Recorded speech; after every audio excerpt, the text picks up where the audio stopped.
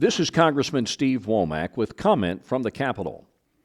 I used to believe that the toughest job in public service in America was being the mayor of Bella Vista, Arkansas. Now, for those of you who hear this report weekly and may not be familiar with Bella Vista, it used to be a small retirement enclave tucked away in northwest Arkansas with nice lakes, great golf courses, and thousands of cheap building lots, which by owning one made you a member of the Property Owners Association. Perfect scenario for seniors in the cold north to find a moderate climate to live out their retirement years. Then once it finally incorporated, most of the conversations in the mayor's office began with, "You know, Mayor, the way we did things back home was..." Well, now that retirement community is a bustling city with much more to offer than a round of golf or fishing off a pontoon on one of the lakes or a few rounds of pinochle.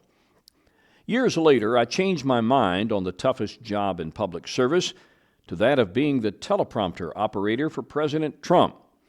I don't think you need me to explain that one. But now, with an evenly divided legislative branch and a balkanized GOP majority, it is clear the toughest job in public service in America is, in fact, the Speaker of the House. You can ask John Boehner or Paul Ryan. Kevin McCarthy would be a good source, too, though he only had the job for about 9 months. Mike Johnson of Louisiana is the poster child for the proverbial dog chasing the car. He caught it. And for the last nearly 19 months, he has presided over arguably the toughest bunch ever to hold a majority, at least in recent memory. He's played whack-a-mole so much that Chuck E. Cheese might rename the popular game to Mike the Spike. But give him credit, he has managed to tame his GOP majority, as raucous as it has been, that would make Siegfried and Roy look like amateurs. Editor's note, the Roy I reference is Roy Horn of the famous magician duo, not Chip Roy of GOP fame. But back to my point. Speaker Johnson has beaten the odds at most every turn, with a little help from President Trump, of course. He's managed to take the caucus where many thought was impossible, and we can begin with his re-election as Speaker in the new Congress. He's passed multiple CRs, and the budget resolution that started reconciliation he was able to shepherd through. That is until now. Yep, this week Mike finally ran into some pretty serious resistance. The last 3 committees to mark up their parts of the reconciliation package, those being Energy and Commerce, Ways and Means, and Ag, had marathon markups this week, and when they put pen to paper, predictably, the gloves came off.